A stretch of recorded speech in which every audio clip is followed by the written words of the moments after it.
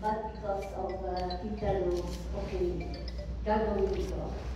Because this is the last day na I can do for her. Opo. Ngayon po. Ayoko umiyak.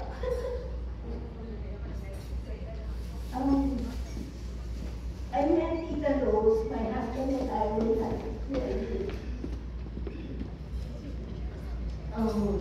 to the Red Cross. I know this name, Totic, would be familiar to you. I'm the wife of Totic Canalbro. I am Joy Canalbro. And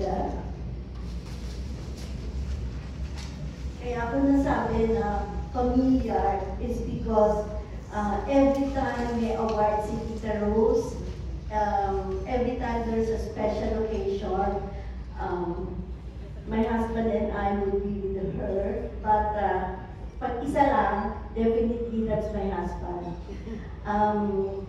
She treated my husband parang anak niya na, because she only has one child, and that is Tony Rose.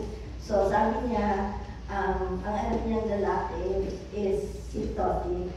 So, lagi kami kasama every Sunday. Our routine was we go to church every Sunday. My husband would always pick up Tita Rose. And when we got married, we wanted to get her as our ninang. But she said, no, I will always be your ninang. I don't want to be sitting on the table. I want to go around to make sure that your wedding would be okay, that the guests would be properly attended.